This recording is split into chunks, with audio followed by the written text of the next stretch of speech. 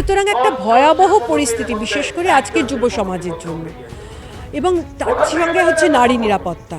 বামপন্থীদের চিন্তাধারাটা সবসময় প্রাসঙ্গিক, এখানে কোনো ভাবার ব্যাপার নেই যে কোনো দিন কোনো সময় বামপন্থী চিন্তাধারা অপ্রাসঙ্গিক হয়ে যেতে পারে। যারা বলে অপ্রাসঙ্গিক তারা আসলে মূর্খের স্বর্গে বাস করে। কোনটা সাফল্য বলবো আমি ঠিক বুঝতে পারছি না। মানে শিক্ষা, বর্তমান রাজ্য সরকারের কথা যদি ধরি, শিক্ষাক্ষেত্রে চূড়ান্ত ব্যর্থতা, তার স্বাস্থ্যক্ষেত্রে চূড়ান্ত ব্যর্থতা, কর্মসংস্থান, পশ্চিমবঙ্গে এই মুহূর্তে কোনো কর্মসংস্থান নেই, কোনো কর্মসংস্থান নেই। শিক্ষা ভেঙে পড়ছে, সরকারি শিক্ষা ব্যবস্থা, এবং সরকারি শিক্ষা ব্যবস্থা ভেঙে পড়া মানে হচ্ছে যে সাধারণ মানুষ, গরিব মানুষ, প্রান্তিক মানুষ, তাদের কোনো শিক্ষার অধিকার থাকছে না। তারা হবার জন্য সমানাধিকার, এটা একমাত্র বামপন্থীরাই বলে। বৈষম্য ঘুচিয়ে দিয়ে সবার কাছে সমান সুযোগ সুবিধা পৌঁছে দেওয়ার রাজনীতি, এটাই বামপন্থী রাজনীতি। বামপন্থী যে আদর্শ, মতাদর্শ, তার বিরুদ্ধেও এমন একটা অপপ্রচার চলেছে যেটা দ্বারা অনেকটাই আমাদের যুব সমাজ এখন বিভ্রান্ত হয়েছে। সুতরাং এখানেও দেখতে হবে যে এই পুঁজিবাদী ব্যবস্থা সেটা টিকে থাকার মতো নয়। তাহলে আমাদের মুখ ফেরাতেই হবে বামপন্থী অবস্থার দিকে, এবং এখন পর্যন্ত তার থেকে ভালো মতাদর্শ আমাদের সামনে আসেনি। কিন্তু এই বিষয়টা যুব সমাজের কাছে আরও বেশি করে নিয়ে যাওয়া প্রয়োজন। বামপন্থীদের যে চিন্তাধারা আজকের দিনে দাঁড়িয়ে কতটা প্রাসঙ্গিক? বামপন্থীদের চিন্তাধারাটা সবসময় প্রাসঙ্গিক, এখানে কোনো ভাবার ব্যাপার নেই যে কোনো দিন কোনো সময় বামপন্থী চিন্তাধারা অপ্রাসঙ্গিক হয়ে যেতে পারে। তার কারণ বামপন্থী চিন্তাধারা কি কথা বলে? মূলত বামপন্থী চিন্তাধারার মধ্যে থেকে আসে মানুষের জন্য কথা, যে মানুষ পিছিয়ে পড়া, যে মানুষ প্রান্তিক মানুষ, যে মানুষ অসহায় মানুষ, তার পাশে দাঁড়ানো, এই কথাটাই বামপন্থীদের মূল কথা, যে কিভাবে সমস্ত ধরনের সুযোগ সুবিধে এই মানুষের কাছে পৌঁছে দেওয়া যায়, এটাই হচ্ছে মূল জায়গা। সুতরাং এটা সবসময় প্রাসঙ্গিক, কখনোই অপ্রাসঙ্গিক। যারা বলে অপ্রাসঙ্গিক তারা আসলে মূর্খের স্বর্গে বাস করে। মানুষ সবার জন্য সমানাধিকার, এটা একমাত্র বামপন্থীরাই বলে। আপনার মতে বর্তমানে যে প্রগতিশীল রাজনীতি, এটা বলতে কি বোঝাচ্ছে? প্রগতিশীল রাজনীতি বামপন্থী রাজনীতি। এখন এই মুহূর্তে দাঁড়িয়ে প্রগতিশীল রাজনীতিটা কেন বামপন্থী রাজনীতি? কারণ আমরাই তো বলছি যে দেখুন, পুরো আমি যদি একটা সমাজকে মেনে নিই, যে সমাজে বৈষম্যটা দিনের পর দিন বাড়তে থাকবে, তাহলে তো সেটা অগ্রগতি হলো না। একটা অংশ সমাজের 1% মানুষ যারা সমস্ত রকম সুযোগ সুবিধা পাবে, যার হাতে সমস্ত সম্পত্তিটা থাকবে, আর অন্যদিকে 99% মানুষ তারা একেবারে অসহায় হয়ে থাকবে। তার মধ্যে একটা অংশ যাদের প্রতিদিন ন্যূনতম খাবারটুকু জুটবে না, শিক্ষা, স্বাস্থ্য, এইসব অধিকারটা জুটবে না, তারা তো পিছিয়ে পড়বে। সুতরাং একটা বড় অংশ পিছিয়ে পড়বে আর একটা ছোট অংশ তারা সব কিছু সুবিধা পাবে, এটা কোনো অগ্রগতির চিহ্ন হতে পারে না। পৃথিবীর সভ্যতায় এখনও পর্যন্ত, অতীতেও হয়নি, এখনও পর্যন্ত কখনোই এই বৈষম্যের অবস্থাটাকে অগ্রগতি বলা হয়নি। সুতরাং প্রগতিশীল রাজনীতি আমি যদি বলি, তাহলে সেটা কিন্তু সাম্যের রাজনীতি, বৈষম্য ঘুচিয়ে দিয়ে সবার কাছে সমান সুযোগ সুবিধা পৌঁছে দেওয়ার রাজনীতি, এটাই বামপন্থী রাজনীতি। আপনি একজন অধ্যাপিকা হিসাবে বর্তমান যে তরুণ ভোটার রয়েছেন তাদের মধ্যে বামপন্থীর আদর্শ কতটা দেখতে পাচ্ছেন? আসলে কিছুটা হয়তো এই সময়ের যে পরিবেশ, তাদের দ্বারা আমাদের চারপাশে যুব সমাজ একটু বিভ্রান্ত হচ্ছে। তার কারণ তারা জানে যে এই পরিস্থিতিটা সঠিক নয়, কিন্তু কারা এই পরিস্থিতিটা পাল্টাতে পারবে বা এই পরিস্থিতিটাকে পাল্টানোর উপায়টা কি, সেটা তাদের কাছে খুব পরিষ্কার নয়। তার কারণ হচ্ছে দীর্ঘ সময় ধরে এমন একটা অপপ্রচার চলেছে, যেটার কারণে যে বামপন্থীদের বিরুদ্ধেও এবং বামপন্থী যে আদর্শ, মতাদর্শ, তার বিরুদ্ধেও এমন একটা অপপ্রচার চলেছে যেটা দ্বারা অনেকটাই আমাদের যুব সমাজ এখন বিভ্রান্ত হয়েছে। যেমন ধরা যাক, আমরা যখন বড় হয়ে উঠছি তখন তো আমাদের সামনে সোভিয়েত রাশিয়া ছিল।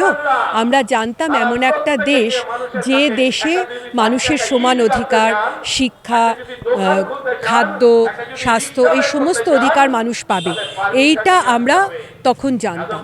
সোভিয়েত রাশিয়া তারপর ভেঙে পড়ে, যদিও চীন, ভিয়েতনাম, কিউবা এই দেশগুলো আছে, কিন্তু সেগুলো প্রকটভাবে মানুষের সামনে আসছে না যুব সমাজের কাছে।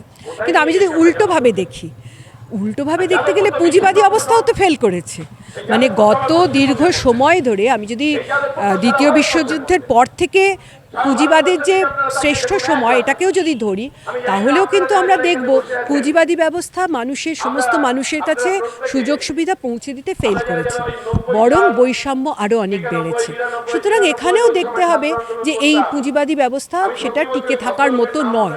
তাহলে আমাদের মুখ ফেরাতেই হবে বামপন্থী অবস্থার দিকে, এবং এখন পর্যন্ত তার থেকে ভালো মতাদর্শ আমাদের সামনে আসেনি। কিন্তু এই বিষয়টা যুব সমাজের কাছে আরও বেশি করে নিয়ে যাওয়া প্রয়োজন, যেটা এক্ষুনি আমরা হয়তো এটা আমাদেরই দুর্বলতা, আমরা নিয়ে যেতে পারিনি, কিন্তু যুব সমাজের কাছে এটা আরও বেশি করে নিয়ে যেতে হবে। বর্তমান যে সরকার তার কোন কোন ক্ষেত্রে ব্যর্থতা আছে বলে মনে হচ্ছে? আমি কোনটা সাফল্য বলবো আমি ঠিক বুঝতে পারছি না। মানে শিক্ষা, বর্তমান রাজ্য সরকারের কথা যদি ধরি, শিক্ষাক্ষেত্রে চূড়ান্ত ব্যর্থতা, তার স্বাস্থ্যক্ষেত্রে চূড়ান্ত ব্যর্থতা, কর্মসংস্থান পশ্চিমবঙ্গে এই মুহূর্তে কোনো কর্মসংস্থান নেই। শিক্ষা ভেঙে পড়ছে, সরকারি শিক্ষা ব্যবস্থা, এবং সরকারি শিক্ষা ব্যবস্থা ভেঙে পড়া মানে হচ্ছে যে সাধারণ মানুষ, গরিব মানুষ, প্রান্তিক মানুষ, তাদের কোনো শিক্ষার অধিকার থাকছে না। তারা বাধ্য হচ্ছে বেসরকারি জায়গায় যেতে, এবং বেসরকারি জায়গায় যাওয়ার লেখাপড়া করার পয়সা যদি জোগাড় করতে না পারে, তাহলে মাঝপথে তাদের শিক্ষা বন্ধ হয়ে যাচ্ছে। শিক্ষা শেষ করে কোনো কর্মসংস্থান নেই, শিক্ষা না শেষ করেও কোনো রকম যে কারখানা ইত্যাদি নেই যেখানে সে কাজ করতে পারে। সুতরাং একটা ভয়াবহ পরিস্থিতি, বিশেষ করে আজকের যুব সমাজের জন্য। এবং তার সঙ্গে হচ্ছে নারী নিরাপত্তা। যে পরিস্থিতিতে আমরা আছি এখন, এখানে মহিলারা নিরাপদ নয়, এখানে বৃদ্ধ যারা তারা নিরাপদ নয়, এখানে শ্রমিক যারা তারা নিরাপদ নয়। আমরা দেখেছি কিছুদিন আগে অভয়ার মতো একটা ঘটনা ঘটে গেছে। আবার আমি যদি শ্রমিকের নিরাপত্তা বলি, নাজিরাবাদে যে ঘটনা ঘটেছে সেটাকেও আমাদের অত্যন্ত লজ্জাজনক বলতে হবে। সুতরাং এই সরকারের সাফল্য আমি কোথায় বলবো? একমাত্র আমি বলতে পারি যে রাস্তায় ওই নীল সাদা রং করাটা আর ওই ছোট ছোট বাতিগুলো লাগানো, এইটাই আমি সাফল্য বলতে পারি। যদি তাতে মানুষ মনে করে তার জীবনের কিছু এগিয়ে যাওয়া সম্ভব হয়েছে, তাহলে হয়েছে। আদারওয়াইজ কোনো সাফল্য আমি দেখতে পাই না। বর্তমানে যে শিক্ষার উপর রাজনীতির কতটা কুপ্রভাব পড়ছে বলে আপনি মনে করছেন? শিক্ষার ওপর বর্তমানে রাজনীতির কুপ্রভাব যেটা ভীষণভাবে পড়ছে বলে আমার মনে হচ্ছে, সেটা হচ্ছে উল্টোটা। সেটা হচ্ছে ছাত্র সংসদের, বিশেষ করে কলেজ বিশ্ববিদ্যালয়টা আমি বলতে চাইছি, ছাত্র সংসদের নির্বাচন সম্পূর্ণ বন্ধ। সুতরাং এবং তারপরে হচ্ছে আমরা যেটা দেখে এসেছিলাম এতদিন ধরে, যে একটা গণতান্ত্রিক পরিচালন ব্যবস্থা দীর্ঘ সময় ধরে আমরা দেখেছি আমাদের বিশ্ববিদ্যালয় কলেজগুলোতে গণতান্ত্রিক পরিচালন ব্যবস্থা, স্কুলেও তাই ছিল। গণতান্ত্রিক পরিচালন ব্যবস্থা থাকলে কি হয়, এবং ছাত্র সংসদ নিয়মিত নির্বাচন হলে ছাত্রদের দাবি দাওয়া নিয়ে তারা তাদের দাবি দাওয়া নিয়ে আসতে পারে। গণতান্ত্রিক পরিচালন ব্যবস্থা হলে যারা মূলত স্টেক হোল্ডার্স, এবং সেখানেও ছাত্ররাই আছে আগে, তার সঙ্গে শিক্ষক, তার সঙ্গে কর্মচারীরা আছে, তাদের যে সুবিধে অসুবিধে সেই দিকে লক্ষ্য রাখা যায়। কিন্তু আমরা দুর্ভাগ্যের সঙ্গে যেটা দেখছি যে এই গণতান্ত্রিক পরিচালন ব্যবস্থাটাকে সম্পূর্ণ সরিয়ে দেওয়া হলো, এবং তার সঙ্গে সঙ্গে ছাত্রদের যে সংসদের নির্বাচন সেটা তুলে দিয়ে যেটা হচ্ছে যারা ক্ষমতাসীন রাজনৈতিক দল তারা তা ছড়ি ঘোরাচ্ছে। সুতরাং রাজনৈতিক যে কুপ্রভাব, আমি বলতে চাই এই যে শাসক দলের ছড়ি ঘোরানো, এটাই মূল রাজনৈতিক কুপ্রভাব, যেটার ফলে আজকে সমস্ত শিক্ষা ব্যবস্থা একটা অদ্ভুত সময়ের মধ্যে দিয়ে যাচ্ছে, যেটা আগামী দিনে ছাত্র সমাজের জন্য বাঞ্ছনীয় নয়।